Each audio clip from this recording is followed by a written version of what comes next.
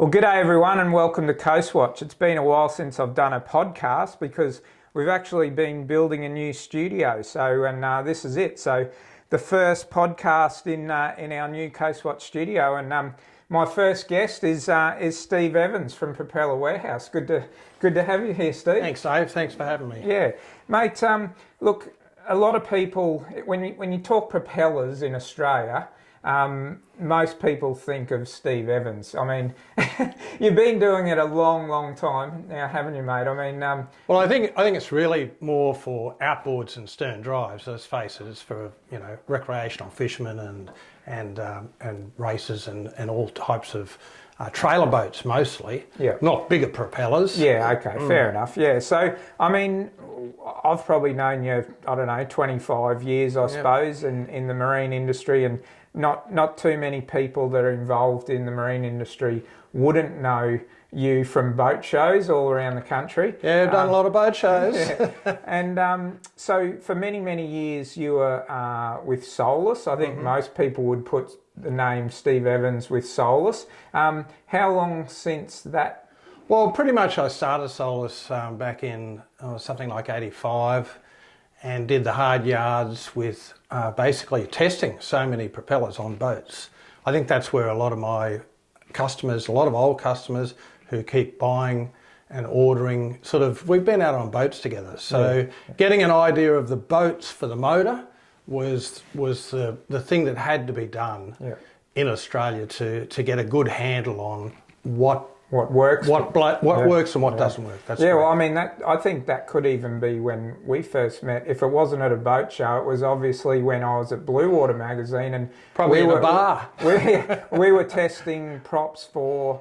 We had some Hondas on some of our early project boats, and I remember, meeting you at the boat ramp and swapping and changing propellers. I must admit, we had a really good association with Honda at that time, and Honda launched so many new models, and of course that was a great time in the 80s, 90s, where boating was really coming of age. The numbers were growing everywhere, and there were more and more models of engines coming out, and with more models of engines, it demanded more variety in propellers, and that was the key. Yeah, and of course boats as well, because not only lots of different outboard models to choose from, but lots of different boats. And not every propeller obviously suits every boat scenario. So I'm going to basically or go back to basics a little bit, because I think there's a lot of people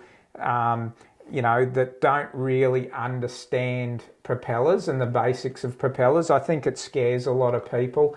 And so if you don't mind, I'm going to ask you a couple of very basic questions. Sure. And hopefully, I might even educate myself as well as the people at home. So I guess, you look at a propeller and they've either got 3 blades or 4 blades generally. We're looking at outboard propellers, obviously. And the first question I've got for you is, every propeller has some numbers stamped on the side of it, and normally it's 2 sets of numbers. Can you tell us exactly what those numbers mean, and why are those numbers so important? Sure. Well, of course there has to be, in any industry, some guidelines for everyone to be able to work around propellers, whether it's boat mechanics or whatever. So the first thing that comes to mind is always the diameter.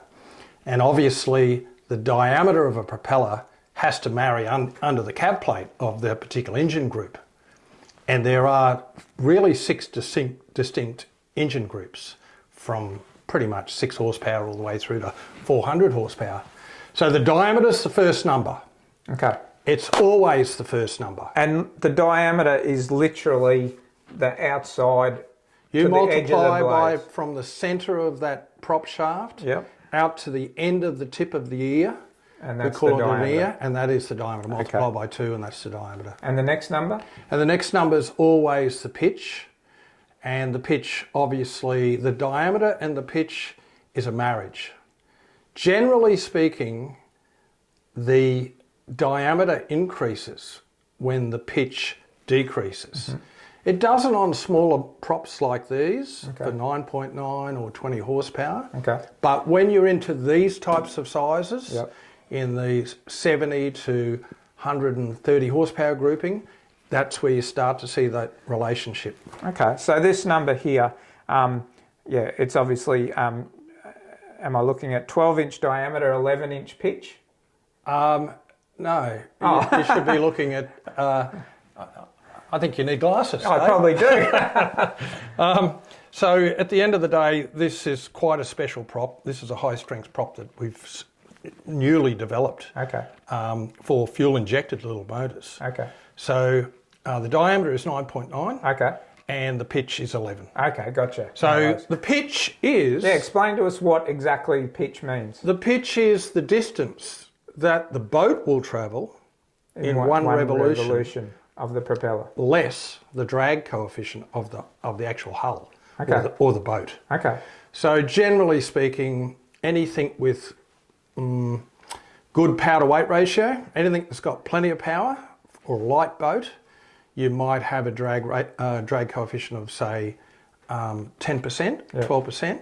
Anything that's a lot heavier than that is 20%. so the you've got to drag deduct that. coefficient doesn't come into play on the actual stamping. You've got to have a It- guide. Of course. So if you're saying it's a 12-inch pitch, Yeah. it will move 12 inches Yeah. forward. Yeah. 18-inch pitch, 18 inches forward. Yeah, that's and right. what is the biggest and what are the pitch? What's the pitch range? What's the biggest? What's the smallest? Well, it varies. Yeah. For smaller engines, the like 20 horsepower, for example, you can get as low as a 7 that you would put on, say, a yacht as a high thrust prop for, you know, like a little McGregor or something like that.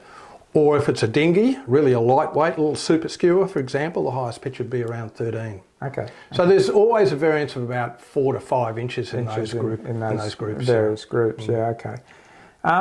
Yeah. So and then explain to us why you've got 3 blades, why you've got 4 blades.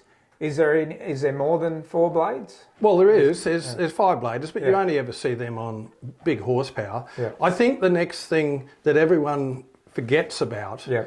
you have the diameter, you have the pitch, you know that this part of the blade gets the boat up on the plane, Okay. and the pressure, the thrust, moves forward to the tips. Okay. So when the boat's up and running and it's doing, say, 25 knots, that's actually doing all the work. Okay. And that's why you see the paint comes off it. Okay. And when you steer and you're doing 25 knots and you abruptly turn, bank into a hard right-hand turn, it's this part of the blade that's doing the work. And if the prop slips, it's because of this edge here. And of course, that's what we call cavitation.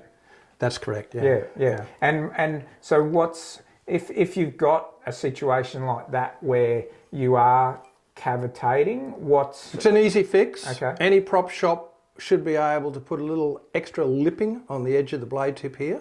and that's called cupping, right? And that's called cupping. Okay, so And that's what's really necessary on surf props, which is why all the guys on Arancias with 25 horsepower Tatsus, they need extra cupping on the blade tips because they're in aerated water in waves. yeah, so the surf life-saving guys that are running the inflatables. Inflatables, yeah. Okay. You've got to have that cupping. Okay, righto. And so is that something that you do in-house, or is it something that the manufacturer does? Or? I've taught a lot of people how to do some cupping.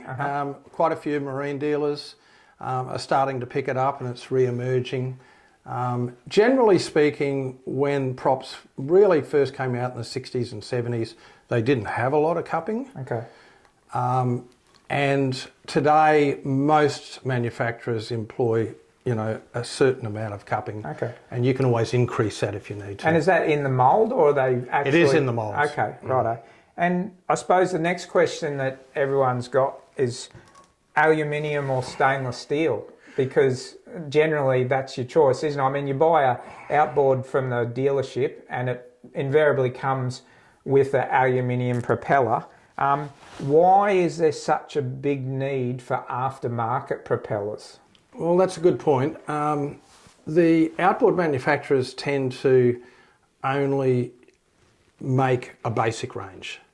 So when you find a particular engine is on a quite a special boat, whether it's very light, dedicated for sports fishing, dedicated for racing, dedicated for whatever, there needs to be other ranges to be able to give the best performance possible for that particular boat. Okay.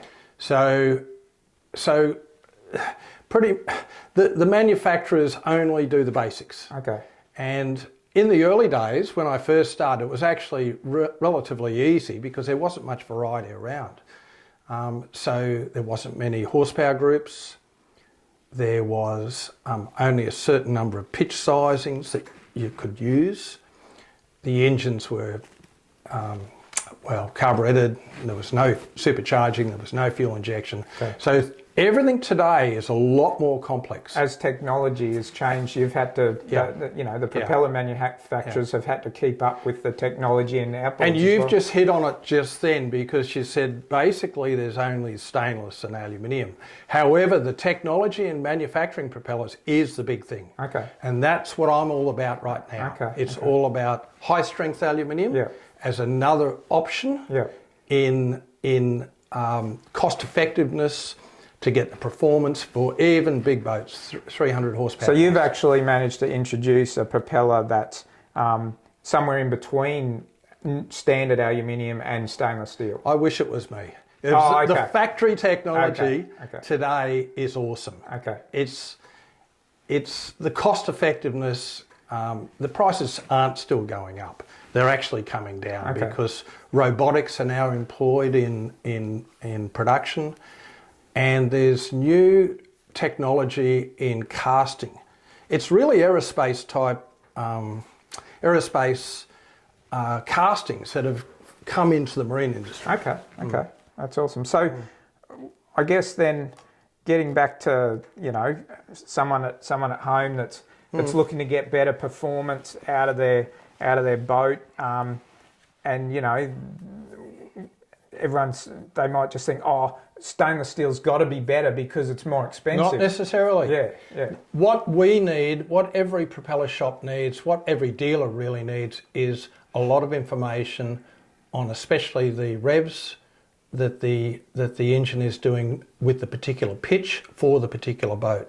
So it's a marriage. It's a marriage of the engine height, the type of boat it is, plus then speed and revs to be able to understand or know if you can better the performance, as in better the boat speed for cruising. Because let's face it, we don't all run around flat out. Yeah, most of the time. It's all about cruising. Especially offshore, you're flaming. Yeah. If you don't break your back, So I guess that's when someone, contacts you via your website or rings you up, the first thing you ask them is, is your boat, what's the boat, what's the motor, what revs are you getting, weight, I suppose, comes into play. It's nice to know. It's nice to know really what the customer is looking for. Is it a damaged propeller that he's replacing? Is he trying to improve fuel economy on bigger engines mostly?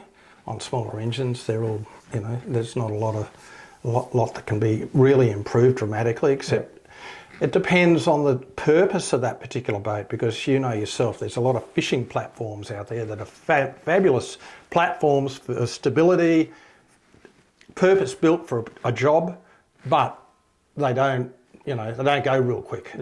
Or they have some other limitations. It's always like this, isn't it? One thing that I find a lot is the guys talk about hull shot, and sometimes they describe the boat as quite sluggish out of the hull. They're fine once they get up on the plane and running, but it's just that getting up. And if you're crossing coastal bars or things like that, and of course, Coast Watch, we're always talking about coastal bars and those. So if someone was looking for a better hull shot, like I know it depends on the boat and the outboard, but generally what would you suggest to them if they had a sluggish hull shot?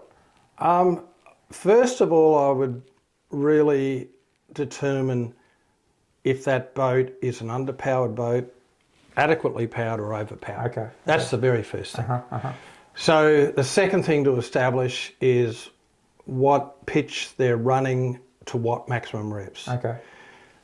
4 bar crossings, which can be really quite precarious, scary.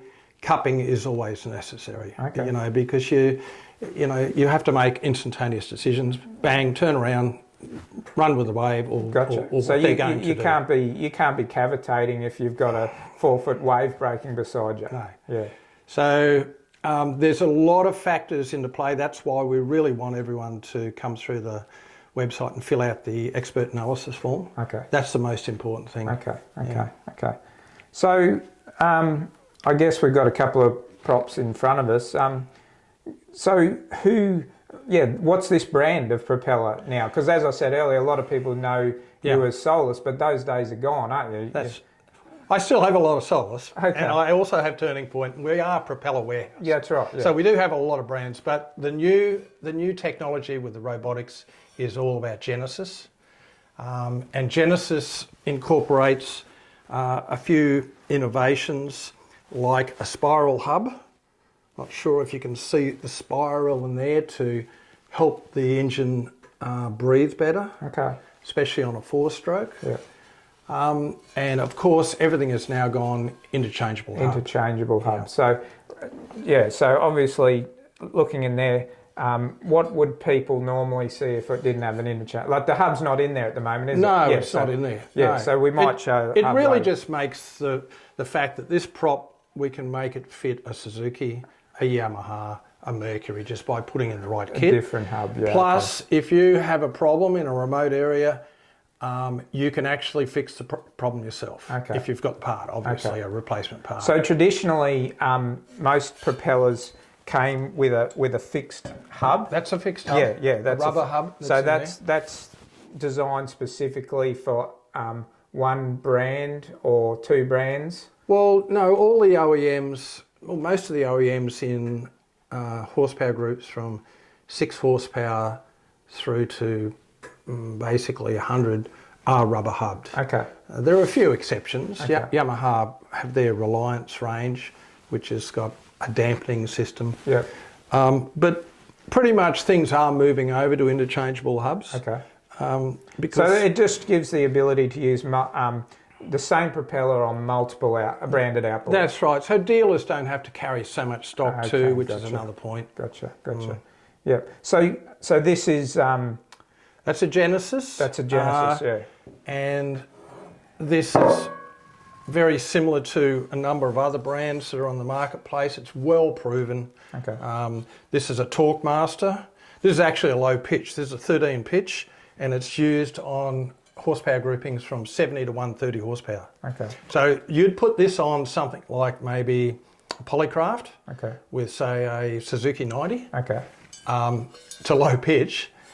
So the average pitches, the popular pitches in these groupings from 13 through to 21 are always in the middle. They're always 17s or 19s. Okay. Yeah, it's most dealers could go to our catalogue, this catalogue, Yeah. go to the middle of the actual grouping, Yeah.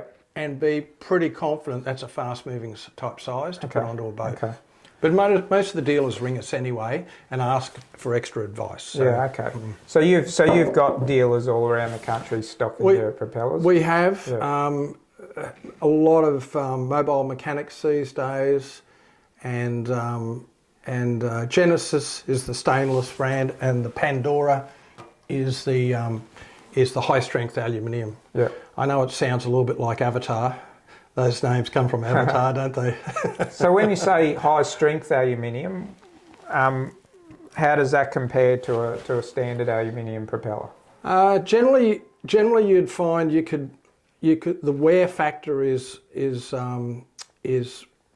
less by times 5. We call them Pandora times 5. Okay. So if you're a crabber up in Gladstone and you've got a Yamaha F70 or something, you would be not throwing away wearing out those propellers, because they can wear them out pretty quick. Yeah, okay. Like within 3 months. Okay. A standard aluminium propeller. Standard aluminium propeller. Whereas they might get a couple of years out of a high strength. Well, have you seen the skegs on some of their boats? The skegs are worn Worn out a before lot. the propeller is. Yeah. Exactly. So you mentioned quickly earlier about stainless isn't always better than aluminium. Can we just go back to that quickly? Why would I choose? Well, no, that's only a cost factor. Okay. At least today, there's now 3 different options. Okay. You know, so aluminium, high strength aluminium, stainless steel. Correct. And it pretty much just comes down to cost, doesn't it? That's correct. Yeah. So you can pretty much get the same prop dimensions in both styles, can you? Or 3 styles? Not all, but... Not all. You don't tend to sort of see too many 4-bladers in the 40, 50 horsepower less. Yeah. Honda do one, of course. We helped to develop all them years ago with the Solas, with a 4-blade. But 4-bladers normally have to have good power to weight ratio on a boat to get the benefits of the 4-blade. Okay. So they have their home. It's not perfect on every boat. Yeah. We normally don't put 4-bladers on the lower end of the horsepower groupings in what we call D group, 70 to 130, because if you've got 70 horsepower on the same gearbox as a 130, exactly the same, yeah. Really the 4-blader will have a benefit on that larger horsepower, not the lower horsepower. Yeah, Gotcha. Now, it's no secret, these Genesis and Pandora propellers are manufactured in China. I think there's a bit of misconception in the boating community that anything manufactured in China must be crap. Now, can you tell us, I mean, looking at it, looks flaming pretty good to me, but where are other propellers manufactured, and why is a Chinese-made propeller as good as anything else? If they are. It's like anything, I think, in China. I mean, your iPhone, your iPads, all actually now made in China. These propellers are sold into America and accepted into America. Yeah, okay. So our factory actually manufactures for Turning Point. Okay. Our factory is manufacturing for different companies around the world in race propellers, for example, Sweden and Denmark. Yeah. And it's really about the new technologies that are emerging. I mean, you could say the same thing about electric cars. Yeah, I mean, where's all the electric cars? Yeah, Where's all the lithium batteries now, the best of the best? Yeah. No, look, and I think really I was just bringing that up for general information because, I'm obviously aware that most stuff is manufactured. Some of the best stuff in the world's manufactured. A lot of this technology, though, you've got to understand, has been introduced by other countries as well. Yeah, gotcha. So the Japanese are still in China. Yeah, okay. Forget what you see on YouTube. There's a lot of misnomers. Okay. Korea was one of the first countries, South Korea, to actually develop a lot of this aerospace type technology. Okay. Even the Hyundai that I drive has high strength aluminium components in that car, in its critical chassis components. Gotcha. So it's really about the technology that's moving forward. And then, of course, China, can do the manufacturing, like they're the best at it. So the technologies come from elsewhere, but we all know the Chinese are the best at manufacturing cost effectively. Well, these are 20% cheaper than anything else on the market. Is that right? And our volumes are, we've got a 40-foot container coming in another week. Okay. So I guess that on that point then, if people are interested in checking out your propellers, they just go to your website, propellerwarehouse.com.au. That's it. And you mentioned and they either contact their local dealer or you're happy to take calls here at Propeller Warehouse? Sure, yeah. Okay. I've got staff who are well experienced to take it if I'm not here. Yeah, for sure. Okay. Well, mate, it's been an absolute pleasure. I think this might end up being part 1 of more because I know I've got a lot more questions, but I think I might wrap it up here for today.